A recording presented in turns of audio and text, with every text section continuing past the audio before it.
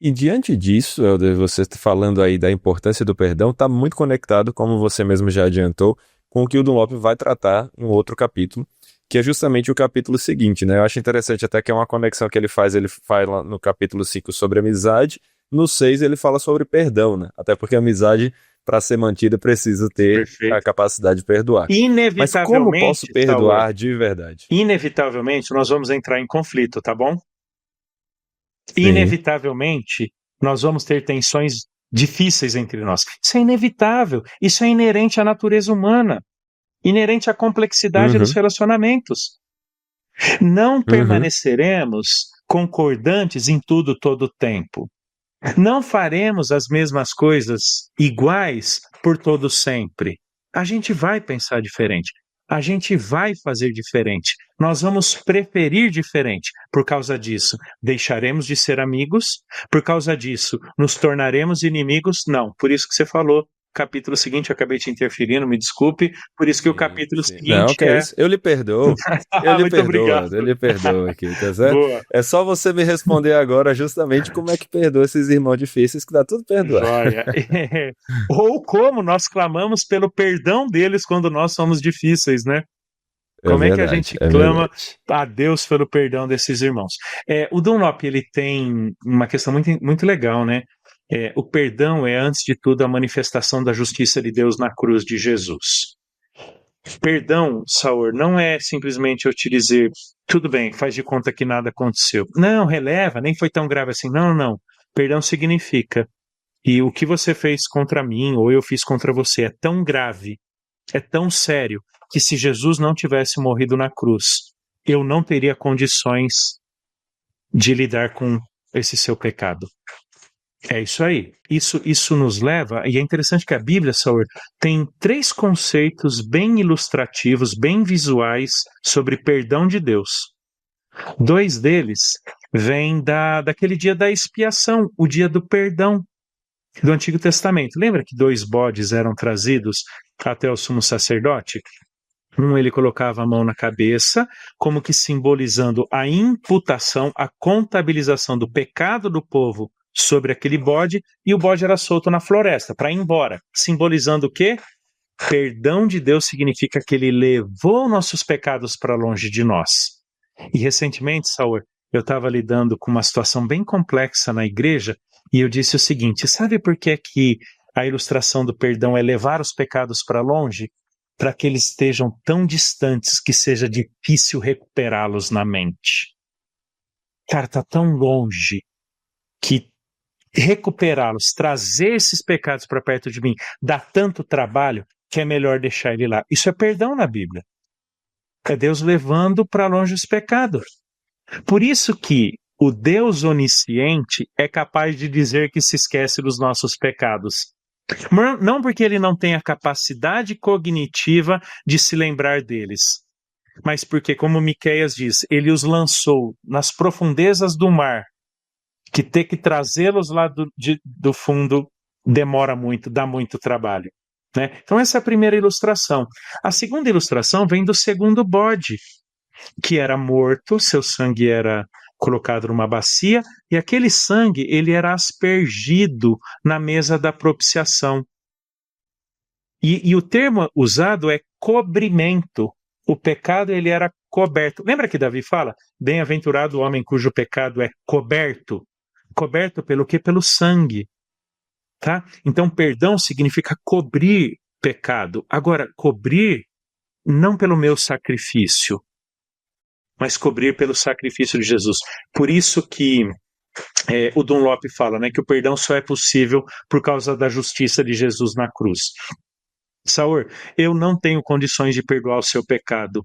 Jesus tem.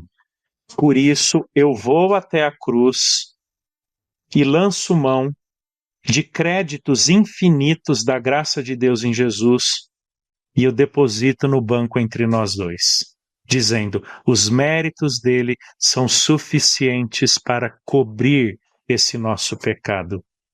Então, perdão é cobrimento, não pelo meu esquecimento, não pelos meus esforços ou pelos seus. Você não pode reparar seu pecado, Saur. Eu não posso reparar o meu. Vamos supor, eu peco contra você. né? Eu sou desses caras muito louco que é indigesto e difícil. O que eu posso fazer para reparar isso? Nada, Saul.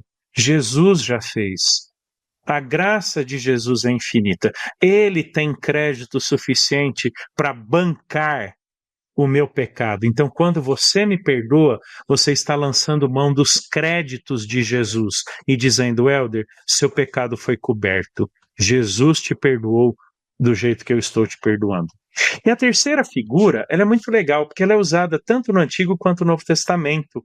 E aí a gente vai até entender disciplina eclesiástica em João 10 e Mateus 18, que é a ideia do desatar.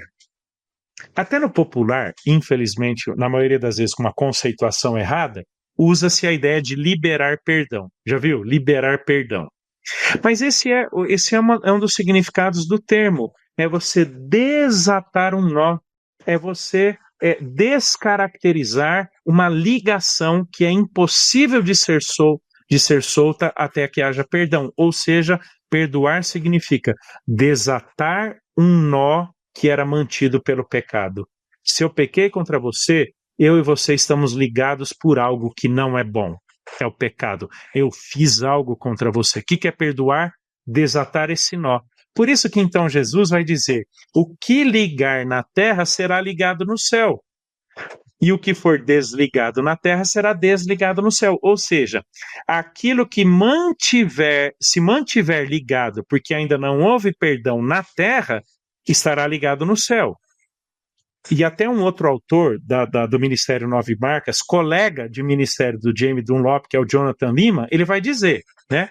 Os céus reconhecem a legitimidade do perdão na terra, dizendo, se houve perdão genuíno, desatou, desamarrou, os céus reconhecem como desligado. No entanto, né? Se não há perdão, ainda está ligado, os céus não reconhecem como tendo havido perdão.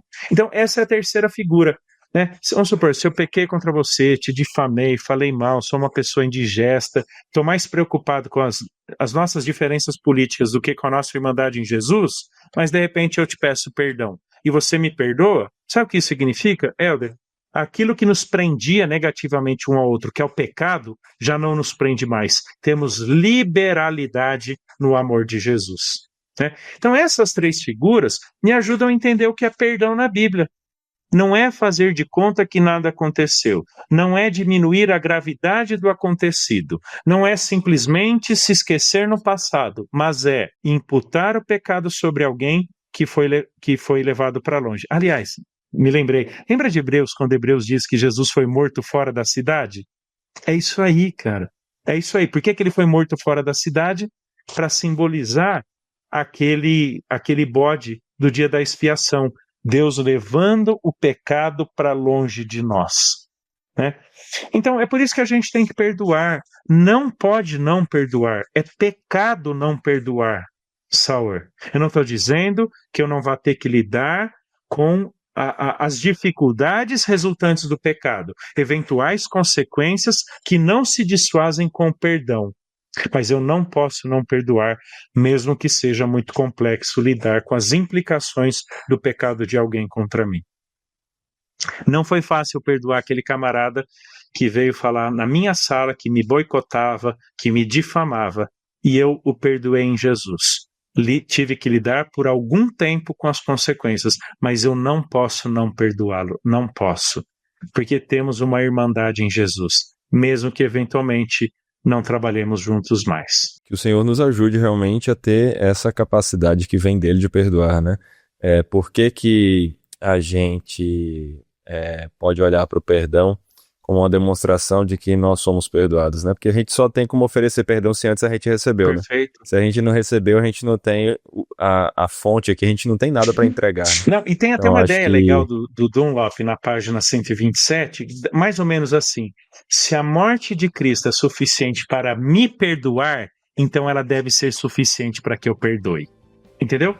Sim, com certeza. Se a morte de Jesus é suficiente para Deus me perdoar, o que mais, além da morte, eu precisaria para poder perdoar alguém? Não, essa graça também é suficiente.